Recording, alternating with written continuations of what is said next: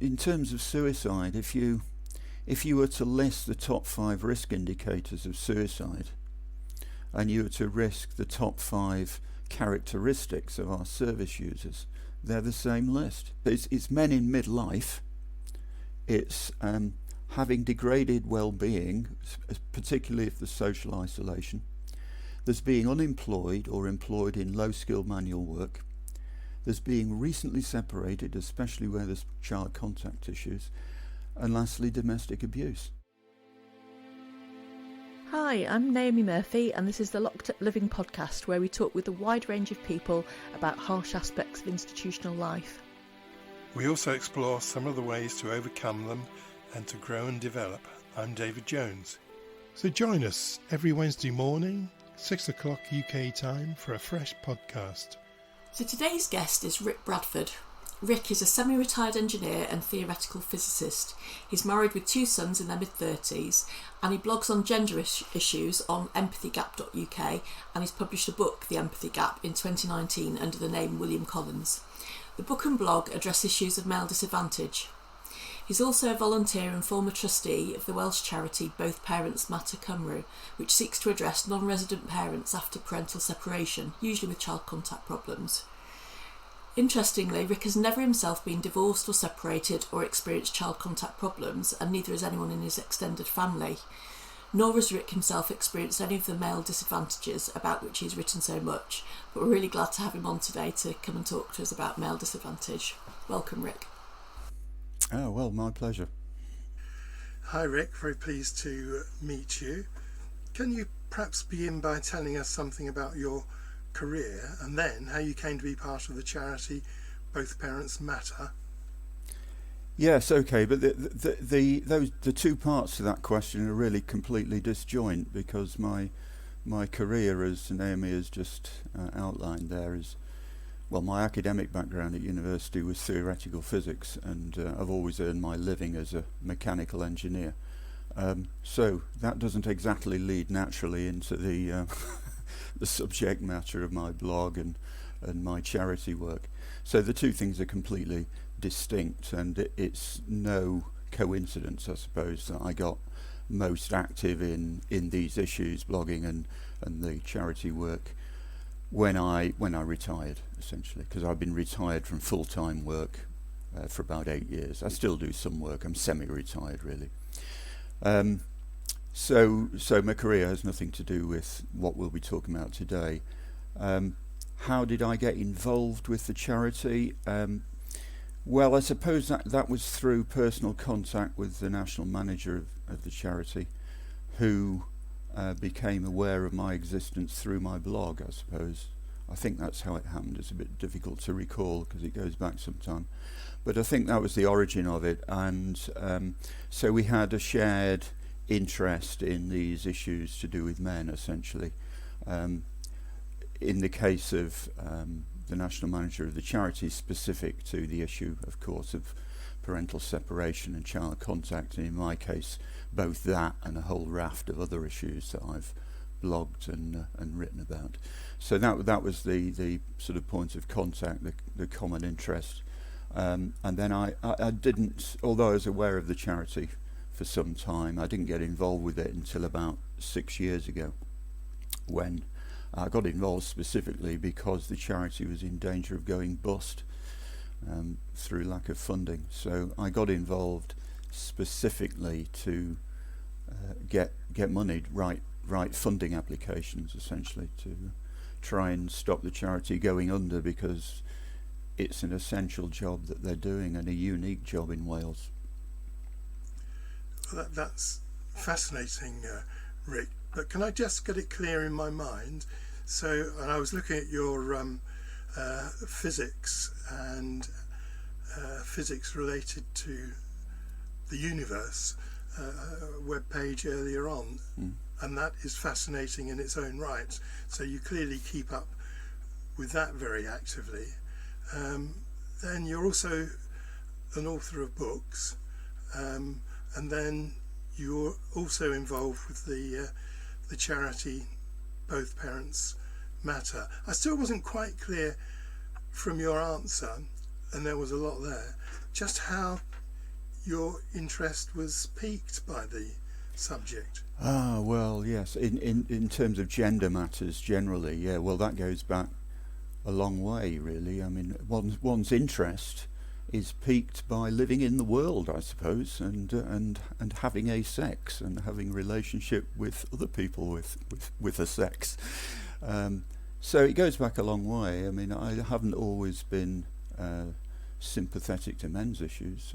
If I think back to the early 70s, when I was an undergraduate, at that time, early 70s was when feminism's, or women's lib as we called it back in the day, was really taking off in the UK, and I had no difficulty with it. It just seemed like a cry for equal treatment, which I think is how pretty well all men of my generation saw it. So there was no antagonism to it, really, from what I recall. Quite the opposite. I mean, I was at Cambridge at the time, so in the early 70s, Cambridge consisted of something like 30 colleges which were all male and 3 colleges which were all female.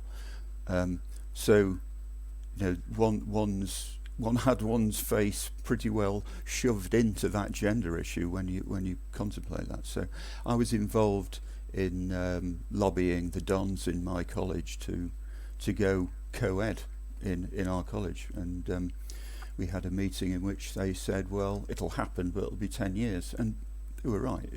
10 years later, they went co-ed. And I think all the former men's colleges are now roughly 50-50 in terms of sex. I think there's a couple of women's colleges that are still all female, actually. But yeah, so my point is, at that time, my interests were not in men. My interests were more aligned with the feminist objectives at that point. But I recall by the second half of the 70s, when I'd moved to UCL, I was beginning to notice sort of antagonistic elements creeping in. And you know, I suppose it was feminism getting rather militant, and it always rather bewildered me. But of course, I didn't take any great interest in it at that time. But clearly, from then until the early 90s, my interest, or my concern with the way things were going, was building. Because I've never been a great newspaper reader. My wife always took the Guardian, so it was lying about the house in hard copy in those days. So I tended to poke my nose into it now and then, and it just seemed increasingly that the narrative was very one-sided, which was annoying, but I mean, it's not something you do anything about. You just go along with it. But I must have been getting increasingly concerned, because when Neil Linden published his book No More Sex War in 1992, I was right on it straight away, and similarly the next year in 93, when David Thomas published his book Not Guilty, I was on that as well. And shortly thereafter, Warren Farrell's book Myth of Male Power. So I was clearly getting more and more concerned by then. But I was still working full time, so I didn't have the leisure to do anything more than be vaguely concerned. But those publications at least showed that I wasn't the only one thinking along these lines, because I think it's probably more men have the same sort of misgivings as I do than you would know, because they don't talk about it, because frankly they're frightened of talking about it.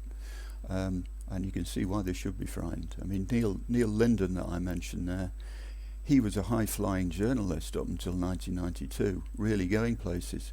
He could command interviews with the great and the good. Well, when he published that book, his career was over. So this issue of cancellation, as we now call it, has a long history. So, yeah, that's the sort of history of it. But I only started getting active when I was beginning to go part-time at work, preparatory to retirement, when I had more leisure to think about these things. So that's the history. It goes back a long way, and it's several decades of slowly gathering concern, really. And I started blogging because 2013, I think it was, I started to ask myself, well, have I got this wrong? I mean, am I just imagining things? Being, a physical scientist by background, of course, I gravitate to the data, let's find the data. So I started researching things. And I don't know why, but I looked at domestic abuse first, I think, and I looked at education shortly after that. And then I soon found that, no, I wasn't imagining it, actually, and actually it was a good deal worse than I'd imagined in terms of the empirical realities of these things and the skew in concern. So that was the origin. Sorry, Rick, what was it you found then? Well, for example, in domestic violence issues, if I began to look on the Home Office website and Ministry of Justice websites and all these government sources, and I could find oodles of documents about violence against women and girls, and sounds incredibly naive to me now, but back then, only 9 years ago, I was so naive I started looking for the policies about violence against men and boys. And of course found nothing. So I started rooting through the women's documents to see, well, is it in there, But the only mention you'll get of men in Vogue documents, as we call it, violence against women and girls, is men can do their bit in preventing violence against women and girls, which I thought, and if you look at the criminal justice statistics, you'll find although women are the majority of victims of domestic abuse, men are actually the majority. Men and boys are the majority of victims of violence in the world as a whole. So, there's another story here that was being completely submerged, I thought. And that was just the start, and went on to look at other topics. And it's one of these issues where you turn over a stone and you find creepy crawlers, and then pretty soon you realise there's creepy crawlers under every stone you turn over. Thank you. Go on, Naomi. Well, you mentioned cancel culture there, Rick, in your answer somewhere a little bit earlier, and now it's interesting that your book was published under a different name, the pseudonym William Collins. So was that because you were worried about cancel culture? The website, the Illustrated Empathy Gap, is registered under that name. That's the name that you'll pull up if you look. And yes, it was self-protection. I think if I was to do it now, I was still working, mind you, when I started, so I was in a vulnerable position, and I've had an association with the university on and off since I retired as well, so I have a degree of vulnerability to being cancelled, although much less now that my livelihood doesn't depend on it. But I think if I had my time again now, I wouldn't use that pseudonym. I think it's more of a hindrance, and I always use my real name if I do something like this or appear in public, because it doesn't seem right to use a pseudonym if you're actually looking people in the face. But yes, it was self-protection, particularly the online presence. It was a degree of self-protection. Don't particularly want the brick through my window or anything of that sort. And is there any significance to the name? Oh yeah, well I chose it rather in haste. I had to come up with something. And I don't know if I'd just been rereading Pride and Prejudice at the time, quite possibly, but William Collins, or to give him his full moniker, the Reverend William Collins, of course, is a character in Pride and Prejudice, and he's the socially inept vicar that, everyone despises, women and men, really. And so that seemed appropriate for the, let's say, minority view that I was going to be putting forward in the blog. Thank you. So, what kind of work does Both Parents Matter do? And apart from redressing a balance, why is it so necessary? Well, the primary focus of that charity is to assist non-resident parents after parental separation, especially with child contact issues, or the correct term is child arrangement issues, because they are what come to the fore all the time with non-resident parents. So we assist people of both sexes, but of course non-resident parents are overwhelmingly men. So about 92% of non-resident parents are men. But we do assist people of both sexes, and increasingly, there's an increasing proportion of women service users now. It's increased over the last 3 years from a mere 3 or 4% now up to about 15%. But yes, the primary focus is helping people with that issue, getting contact with the children after parental separation. And that inevitably means a close involvement with family court issues, although we do try and steer people away from family courts if possible.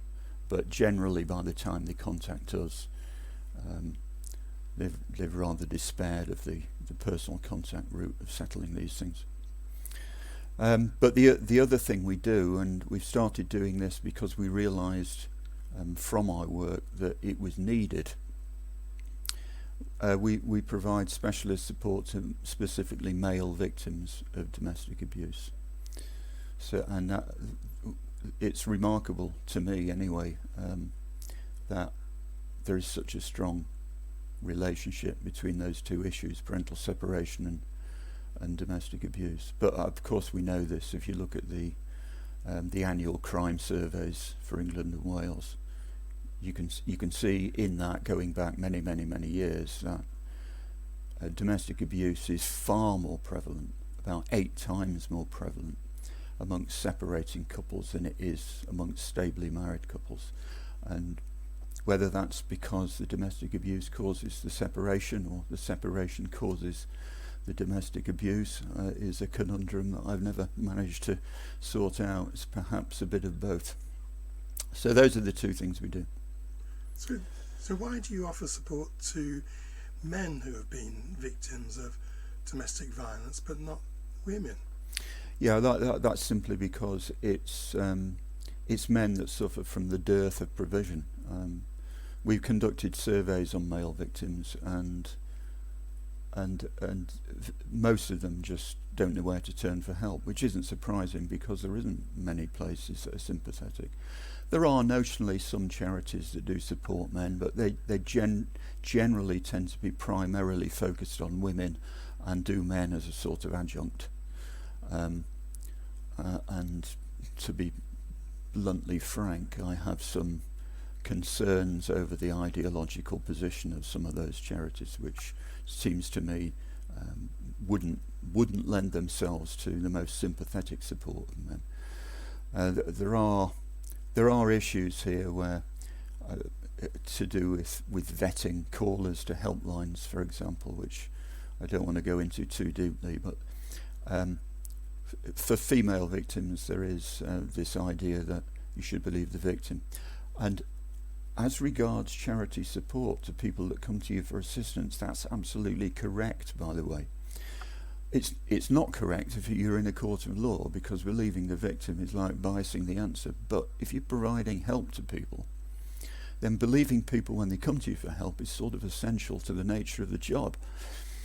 And that's fine. I have no problem with that, the way the women's sector deal with women. But in the men's sector, for example, the Dean Project in Wales, which is the sort of Welsh government funded male victims helpline, they operate at what is actually a vetting system, and it consists of a toolkit put together by a charity called Respect, which is very big in these issues, in which basically the man has to run a gauntlet of proving that he's the victim, not the perpetrator, disguising himself as a victim. And it's that we don't do that. So we believe them. That's our number one service, actually. We believe them, even if we might have doubts for some individuals. You have to start off from that position. So that's one part of it, and the other part of it is simply we don't offer services to female victims because there's no way we can compete with the women's sector. Women's Aid is a huge federation. It's a federation of something like 300 plus individual charities. The individual charities are locally based. They're locally based because they mostly run refuges, which have to be locally based in order to work. And each one of those 300 and odd charities are funded massively more than we are. So there'd be no point in us going into rather pathetic competition with the likes of Women's Aid. It would be like your corner shop competing with Morrison's.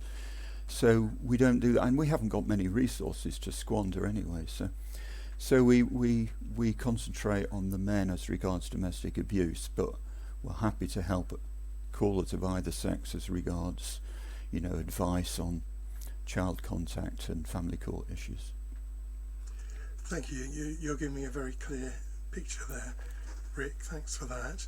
So, obviously every individual situation is different, but is it possible to give us some sort of idea of the experience, what it's like for parents who don't have contact with their children? Well, they're very distressed in the main. The degree of distress varies, but that's the central issue. What we hear over and over and over and over again is, I just want to see the kids. I just want to see the kids. And this drives a lot of men to be suicidal.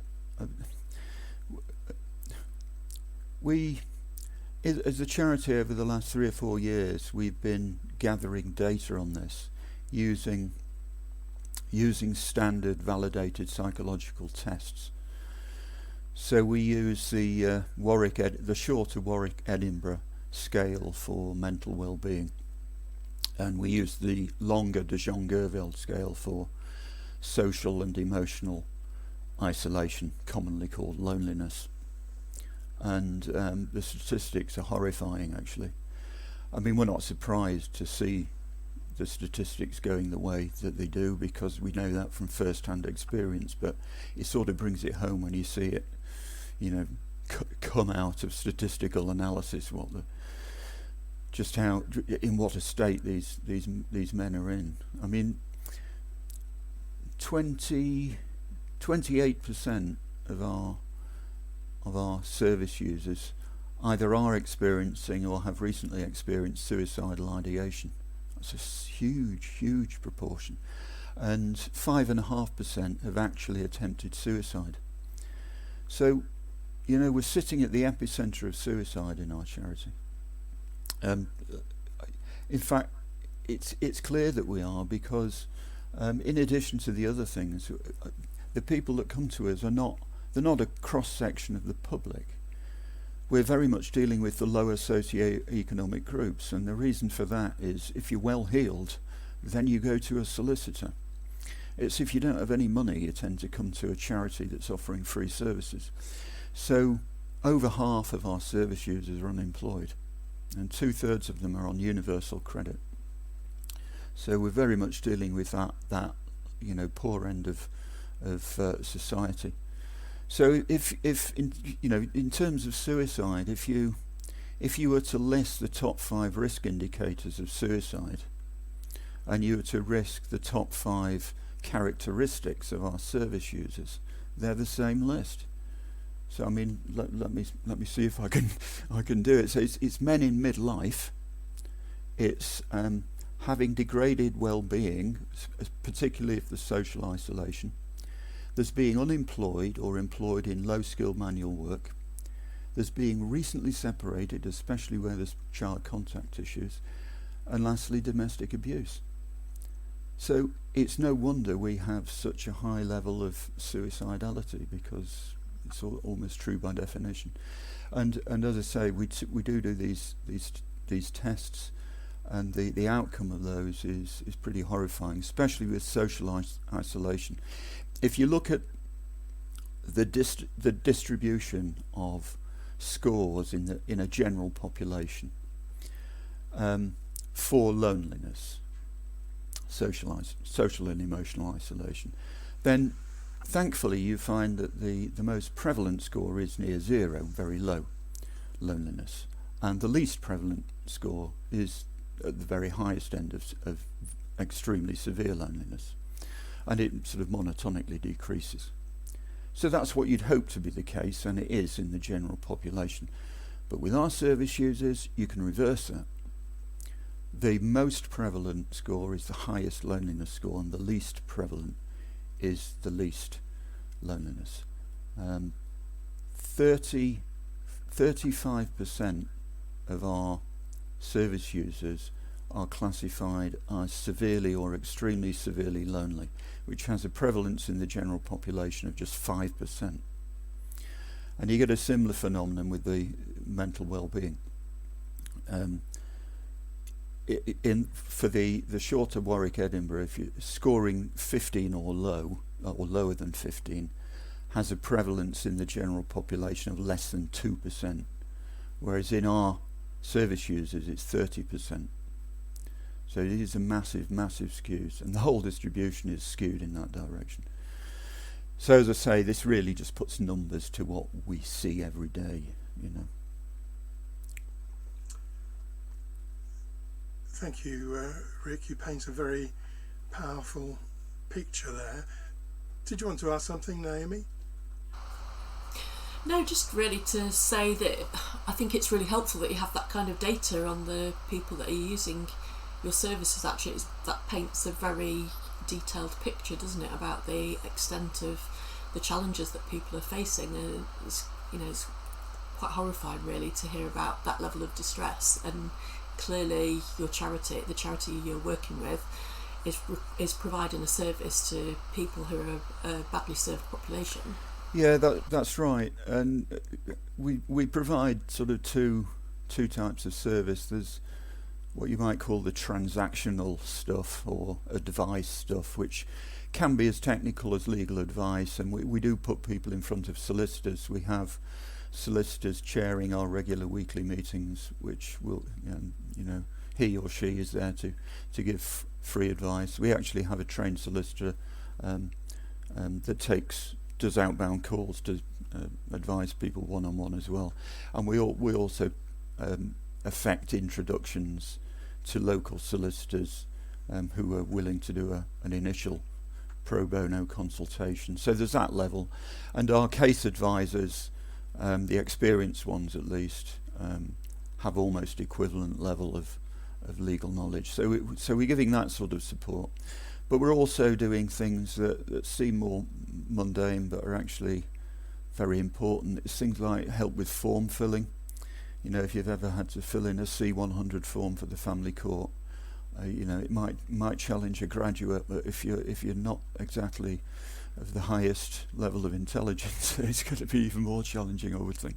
So we help people with form filling, and we try and emphasise. I mean, the theme that runs throughout this, when we're advising people on, trying to get better contact with the children and addressing the family court and addressing their ex-partner, is, you're going to have to leave the anger aside, mate. It isn't going to work. It's no good saying, she won't let me see the kids, I'm going to take her to court. Nope, that's not going to work. I mean, apart from being morally reprehensible, it's not going to work anyway. So the ethos we promulgate is having a constructive approach, which will only be constructive for everyone.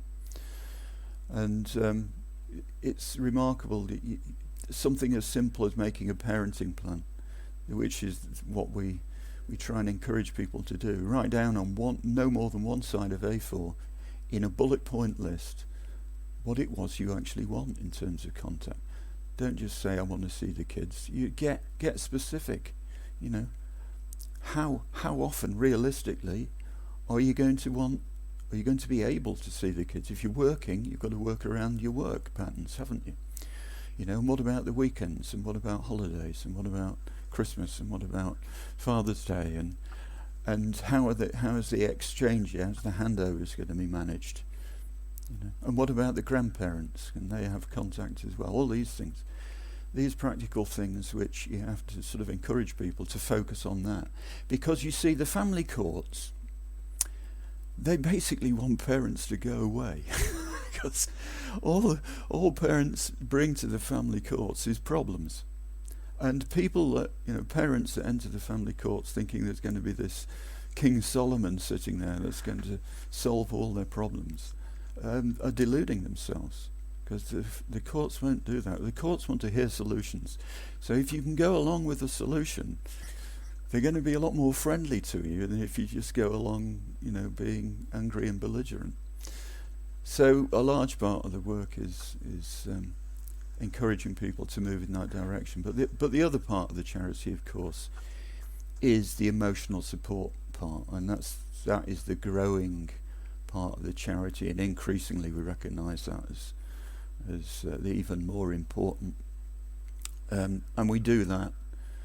We do that through having a buddy scheme, so that's like a one-on-one befriending scheme. So the buddies, we use a lot of volunteers, by the way, because we're not very cash rich, so we can't afford much staff. So we depend on a lot of volunteers. And so the buddies are either volunteers or staff. And there's a one-on-one relationship between them and given service users. So a given buddy will be buddying up with the several service users. And it's all conducted by mobile phone. So we supply people with charity mobiles so they don't have to use their own. So we have to protect people's contact details. So we tell people only to use the first names, for example, and never to give away their address or email or anything like that. So that's the buddying service. That's one-on-one support. But then there's the meetings, and we have a number of different types of meetings. We have the so-called support meetings, which are weekly. That's the one that's chaired by either a case advisor or a solicitor. But it also, because we get a lot of people at that, we get 25, 30 people at those, there's an element of mutual support, exchanging stories and so on, which is probably the most beneficial aspect. And then on top of that, we have both online and now, since lockdowns ended, face-to-face meetings for service users. So they're less regular, but we do both. So we used to run a lot more face-to-face meetings pre-COVID, but that all came to a shuddering end, of course, with COVID. And we had to move totally online, but we're slowly moving back offline again, and we've opened up face-to-face meetings in Cardiff and Swansea so far, but we'll probably open up in a few more. But they're now focused not on so much on support and the transactional stuff. They're focused more on the emotional support and mutual support. The other aspect of the buddy scheme that I should have emphasised is, because social isolation is one of the key problems that these men face, and it's overwhelmingly men. The buddy scheme also encourages men to attend social events and sporting events that we can lay on, and sometimes when we have a bit of cash, we can actually pay for them, because they're none too wealthy, of course. So if we can say, well, come 10-pin bowling and we'll actually pay for the entry and we'll buy you a burger, sort of thing, then much more likely to turn up. So we've been running some of those events and had some very successful ones where the men could bring their children as well. So that's our attempt to sort of break this social isolation, but it's difficult to winkle them out of their homes sometimes. So you've clearly been describing there the ways in which Both Parents Matter support parents who are distressed and upset. Do you have any kind of backstop for those you identify as being most at risk? Oh, well, yes. I mean, as I said, suicidality is very common. So we have a guidance policy in the charity on suicide awareness and guidance on acute cases policy. And we have two of our more experienced buddies that act as the people to refer to if other buddies, or indeed anyone, become aware that a service user is entering the serious risk phase. And in that document, we describe the symptomatology of suicidality and which indicators are the real red flags that indicate that the man might be getting very close to doing it. So things like acquiring the lethal means, getting a rope or sounding out high places to throw himself off, and thinking seriously about planning it, and saying goodbye to people, it's those things are, we roll out training at least annually to everyone involved, volunteers and staff, on suicide awareness and what to do if they do get seriously concerned, and they will then refer to these two more experienced people, and they will then take over that, contacting that service user, see if they can be sort of turned around, as it were, talked down, I suppose. And if not, the backstop is we enjoy a good relationship with a local South Wales suicide prevention charity, and we've referred about 10 people to that over the last year or so. And we're probably going to have to develop relationships with another similar charity, because we don't want to overwhelm the ones that we're currently using. Because, as I say, we do sit at the epicentre of suicide, so it's not entirely surprising that we're finding a few to refer. I'm pleased to say that of the 10 we referred, I think, because of course we can only refer by consent. We don't have any legislative powers to refer people, so it's only by consent. So the men themselves have to refer. I say men. One of the 10 was a woman, actually.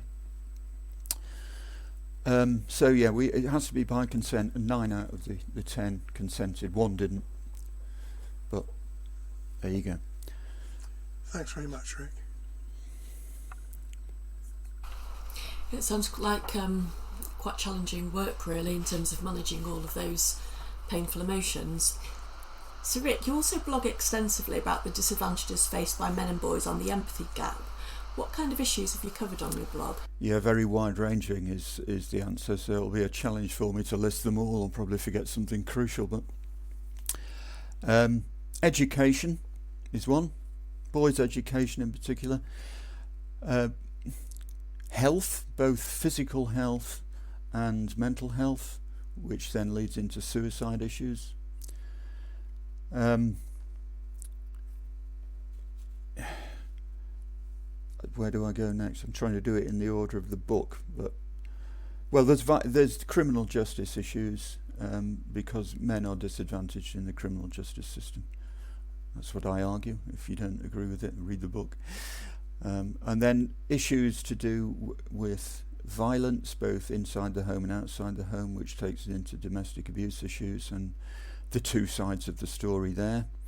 And then that would lead on to sexual abuse, and there's two sides of the story there, which is probably the least discussed aspect of all this. And then there's the whole raft of paternity issues, which of course brings in the family courts, it brings in the epidemic of fatherlessness, but it also brings in, of course, the effect of fatherlessness on children, which is a chapter in the book. But it also brings in other aspects of paternity, such as contraception, such as declining sperm counts, and such as paternity fraud, so-called, or mispaternity, which is more common than people think. What else is there? Well, there's a lot. That probably gives you a flavour for it. There's non-therapeutic infant circumcision as well is in there, which is not something that gets talked about a great deal. I mean, FGM, of course, is rightly outlawed, but for some reason the genital mutilation of infant boys is still regarded as acceptable, which is really quite baffling. The connection with religions, of course, muddies the water there, but you have to remember that in this country, until recently, the majority of circumcised males were nominally Christian or Christian heritage, and in in the USA, that's emphatically still the case. It's still the case probably in Australia, although the popularity of infant circumcision is declining now in all countries, probably bar the USA, but perhaps even in the USA. I think it's declining in the USA though, because I think Medicare has refused to finance it. I think that's the story there. But yes, that's another illustration of the way it's an illustration of the empathy gap, which is the title of the book. It's for some reason, non-therapeutic interference with the genitalia of girls is seen as horrific, which indeed it is. But the same for boys. Oh no, that's perfectly okay, apparently. And you can trace the history of this. There's been all sorts of spurious arguments in favour of it because it has medical benefits, and people still believe that.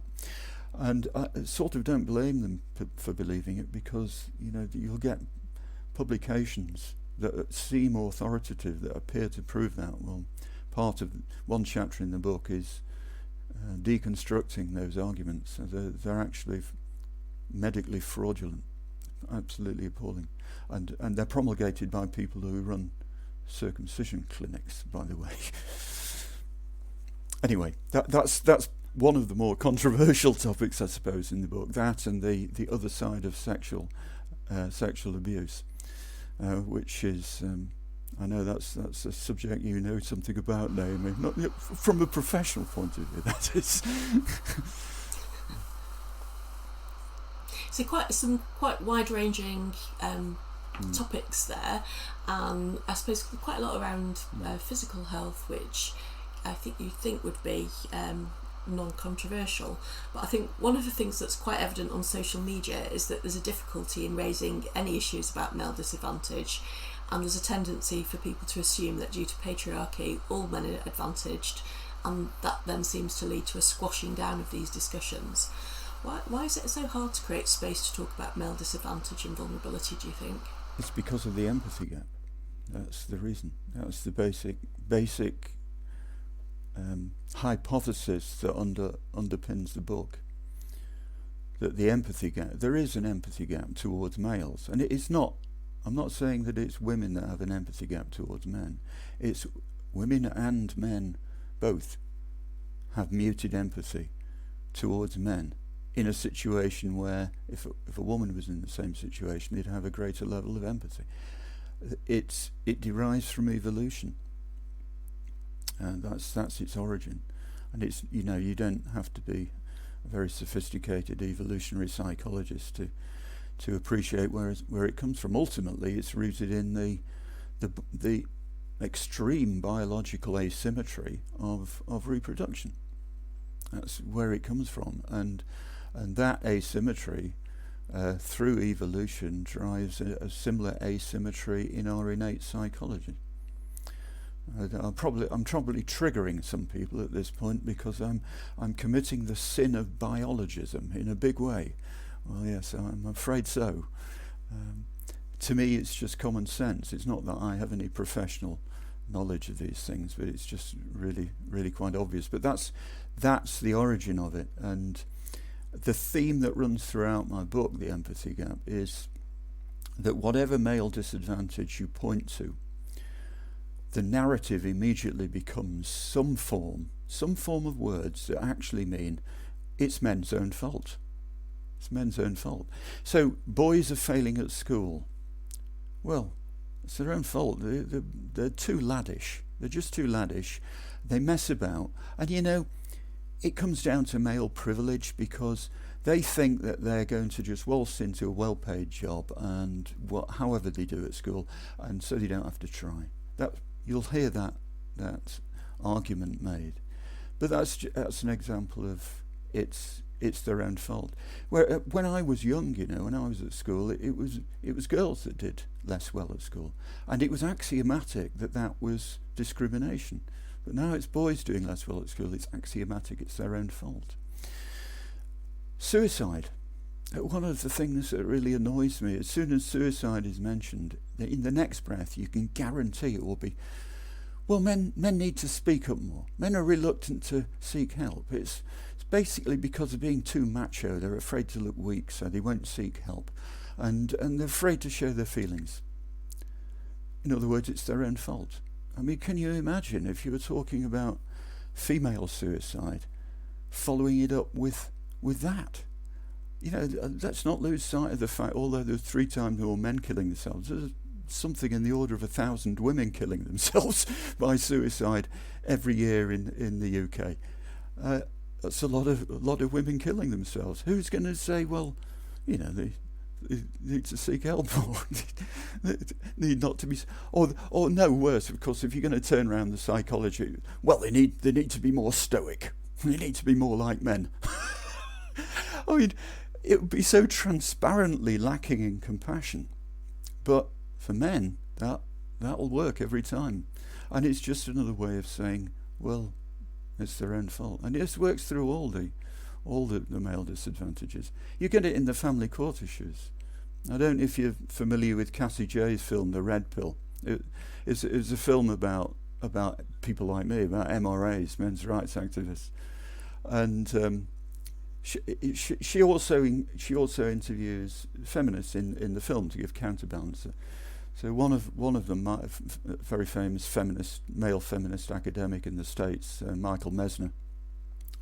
He was interviewed, and the conversation turned to the family courts, and he repeated what you'll hear a lot of people say. He said, well, if these men who are finding it difficult to get contact with their children, if only they'd taken a more active role in childcare, well, you know, when they were still together, they might be faring a bit better in the family court. Well, that's just a statement from somebody that doesn't know how the system works, because, you know, men that were primary carers, stay-at-home parents, the primary carers of their children, while the mother was the breadwinner, they don't fare any better in the family courts. We have any number of cases like that. It's yeah. Sorry, I'm rambling. What was your question? Well, I suppose I'm curious about what needs to happen, needs to change to allow for society to be more prepared to hear about male vulnerability. Well, I'm afraid it's not going to change. If you take my line that it's innate, not entirely innate, but largely innate, and a lot of societal effects really build on innate biases anyway, then it's not going to change, because we're not going to change our innate psychology any more than we can change our innate anatomy. So there's a degree to which it's not going to change. And you know, this is a point where there's a lot of misunderstanding. It's not really so much the male disadvantages that matter, even though I've written and talked so much about the male disadvantages. The reason I do so, and I'll get accused of trying to make a play in the victimhood Olympics by talking about these things, but of course you'd be on a fool's errand if you were going to try and play victim. Try and play the victim card for men. It's just never going to work. No, it's you see, it's not the male disadvantages per se that really matter. I think men would have gone, because it's not new. It's not as if feminism in the 1960s created this issue. I think feminism made it worse. Let's not beat about the bush. But it was ever thus. You know, when was it ever easy being a man? I don't think it ever was, although some people oddly seem to think it was. But it's not the male disadvantage exactly per se that count. I think men would have been happy to soak up the male disadvantages forever, if in return for that they got the respect and status that they used to have. The really catastrophic thing in our society now is the vilification of men, and it's the vilification of men in conjunction with the male disadvantages, which is absolutely unacceptable. That's the issue. And I mean, I think men would simply, tolerate a disadvantage and effectively tolerate being held to higher standards, whether it's in criminal justice or their sexual behaviour towards the opposite sex or whatever it might be. They'd tolerate being held to higher standard if it came coupled with the respect and status that it used to come with. But of course that respect and status is now confused with this idea of patriarchy, which must be smashed. Well, no, it's a combination of those two things which is entirely unacceptable. But I don't think it's going to change anytime soon, and I don't think people will become more sympathetic to men's issues or boys' issues, actually, irrespective of age, unless and until the collateral damage on women is such that women take up the cause. Men will never correct this, partly because men don't have in-group preference, and partly because they're just not inclined to do it, and partly because we don't have the social power, actually. There's another controversial statement for you. And I just wondered if I could just get you to clarify something, Rick. So I suppose I think there's a danger that I think your response to that question could be interpreted in two ways, and I suppose I'm hearing you say that my fear is that people listening would think that what you're saying is men could suck up all the hardships they have to cope with, so long as they still had advantages and a superior status. But I also heard you say it's more about the vilification than about so it's not so much about about equality, but about vilification. So men don't even get the equality. Is that what you're saying? Sorry, I missed that last bit. Men I don't know if I'm asking that very clearly. Well, I suppose it wasn't clear to me whether you were saying that if men had superior status and advantages, they could suck up the disadvantages that they also experience, or whether you were saying it's the twin thing of having to suck up disadvantage and also to some degree experiencing a lot of vilification at the same time that was more of the issue. Yes, it's a combination of the two, I think, which is destructive. And I'm not arguing for greater respect for men. I'm just arguing for some would be nice. Because the phenomenon you've alluded to in terms of you only have to mention men, any issues to do with men, and you can provoke a very passionate sort of pushback response, emotionally driven pushback. I've been out on the streets campaigning against male genital mutilation, right? And most people react reasonably to that, but you will get a certain number of people who will be angry that you have the temerity to do that. And it seems to be because, what they'll say is, it's much worse for women. Well, I reassure them that I don't know any intactivist, as they tend to be called, who isn't equally opposed to female genital mutilation. There is no conflict there. You would think we would be on the same side, but no. So what's going on there? It's almost as if shining the spotlight of attention on men is what they object to, or boys, infants, babies in this case. That's what they object to, which is really quite worrisome. And this issue of the empathy, let's just go back to, say, physical health. I listened to the debate in Parliament on International Men's Day 11 days ago, and one of the MPs there I think she was actually an equalities minister, though I'll have to look that up. I might have that wrong.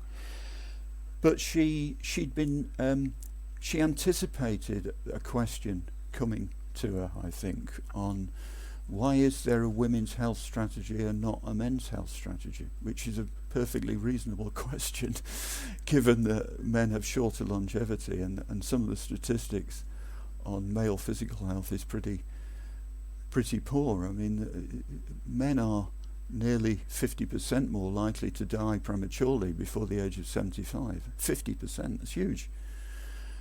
And you know, if you look at the non-sex specific cancers, more men die prematurely of every single one.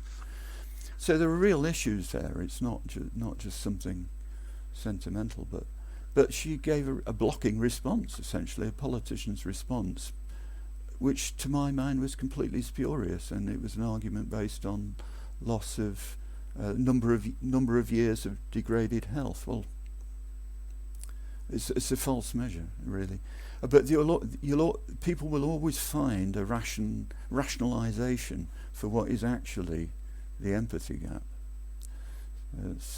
and it seems to be sort of instinctive. It is. Well, I argue that it is innate, and that's why I'm pessimistic about that being overcome. But you know, we got along rather better with each other as male and female historically, despite the fact that we lived in a gendered society, and that's because to my mind, each sex had advantages and disadvantages. But it's all been one way recently, which this is the source of the discontent, I think.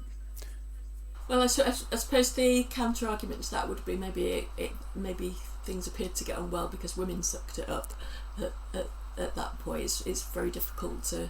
yeah, well, women certainly did suck it up. They sucked up their disadvantages just as men did. I mean, well, I don't really want to get into what will obviously be a very controversial critique of feminism. And of course there's a huge, it's a broad church with many different views, of course. But the feminists are guilty of putting forward a very skewed view, not just of the present, but in particular of the past. The whole idea that women stayed at home and did the domestic chores and men went out to work. Well, that's a very bourgeois view, isn't it? Only bourgeois women had the luxury of not working. Working class women always worked. And this idea that men have fulfilling careers, well, again, that's a very bourgeois view. 100 years ago, a very tiny percentage of men might be said to have had fulfilling careers. The vast majority of men were doing appalling, grueling, hard labour, digging 10,000 miles of canals with picks and shovels. Women would not have envied men's fulfilling careers then. I mean, it's a very distorted picture. But it's a very complex and layered argument, isn't it? So I'm reminded we asked the same question that you mentioned a moment ago. Why isn't there a policy for men's health of Nick Fletcher on one of our podcasts? He's the Tory MP for an area of Doncaster, a very decent man, and I suspect he has a very different perspective than, say, a member of the Bullingdon Club, who I suspect will bring along a fair amount of male entitlement. But the problem is it's very difficult to hold a rational debate among people who hold these differing views. It's become very politicised and polarised. It's very conflated by class as well, though, isn't it? As you're pointing out, it's like the issue about the vote and the fact that actually most men didn't have the right to vote either. But I guess because middle class people have had they've had control over what information's around, it's very easy to assume that middle class perspective represented all men and women of previous era. But can hear kind of that sense of hopelessness about the possibility of change in what you have to say, Rick, and also, you know, you can hear that some of the work with Both Parents Matter sounds extremely painful, and I wonder, you know, I imagine you've probably been on the receiving end of quite a lot of vitriol for your blogging activities as well. I wonder what, you know, how do you cope with these experiences? What keeps you energised and able to carry on doing this work and talking about things that probably lots of people would prefer you not to talk about? Well, actually, you know, I haven't been the subject to a lot of vitriol, but that's because I keep a low profile. I mean, I wouldn't dream of using Twitter, because that's just sticking your head in the noose, isn't it? I call it anti-social media, by the way. So I don't go anywhere near Twitter, I never have. I don't use Facebook. I have got an account, but my page is completely blank. I've only got a Facebook account because the charity uses it, so I need an account so I can log on to their page. So I don't go anywhere near social media. And my blog, although you might expect that to attract a lot of pushback, actually not very much. I get the occasional adverse, well, seriously adverse comment, let's say, but it's only very occasional, and I'm perfectly happy to approve them. I think they undermine their own case, but anyway. But no, I think my blog doesn't attract that much ire because it's just not big enough. You know, it's fairly well known amongst sort of like-minded people, but not more broadly than that. And the same is true. I have a YouTube channel, and the same applies to that. It's only tiny. So you tend to get left alone if you're only small. So I've been lucky in that respect. You know, I'm pleased that that's the case, because I really don't like conflict. I've chosen the wrong subject to be involved in for someone that doesn't like conflict, really. But I've been blessedly free of it. What was the other part of your question? Well, the other part, I guess, was about the fact that you're championing a cause, which you sound quite pessimistic about the scope of making an impact and making a difference, and, you know, not just preaching to the converted. And how do you keep yourself, you know, energised to be able to do that work, because you're devoting quite a bit of energy to it? Good heavens, yeah. Well, long walks and plenty of bark is the answer to how do you keep yourself sane, and immersing yourselves in maths and physics from time to time for something different. Yeah, there's a danger of, I mean, I am a rather miserable old bugger, really. So perhaps it plays to my psychology that I take this dim view of things. But, you know, it's not all downside. Although I'm pessimistic on the societal level, I'm very much more interested in individuals. And if individuals comprise a minority of society, then that doesn't bother me too much. And what we do in the charity, of course, is helping individuals. That's what's meaningful. You know, at the end of the day, politics is all about the pursuit of power, and politics, which isn't a laudable objective, and politics is no pursuit for a gentleman, is it? So it's helping individuals that matter, and what matters or should matter to individuals is their own personal integrity. That's the message I preach. I mean, I'm not a religious person, but I do have, oddly, despite not being religious, I do have a belief in the transcendent. Don't ask me to rationalise those two statements. And so there is an absolute there that does transcend these rather gloomy aspects. And even my gloomy aspect needn't be entirely gloomy. I think, you know, there would be nothing wrong with men tolerating a degree of disadvantage, actually, per se. You know, we haven't talked about equality, have we? And but I think I've probably condemned myself so thoroughly that I might as well condemn myself a little more. But I don't regard equality as a valid objective. I think it's a fraudulent idea. But you have to be very careful about what you mean by that. Because if what you mean by equality is equality of opportunity, in other words, not artificially restricting anyone on grounds of sex or race or religion from pursuing what education, what profession and so on that they wish to pursue, then I'm 100% in favour of that. But you see, I wouldn't call that equality. I'd call it liberty. I'd call it freedom. And being socially conservative means that's one of my core values. So where does that leave us exactly? But that's not what equality now is, if we're going to have a longer discussion on this.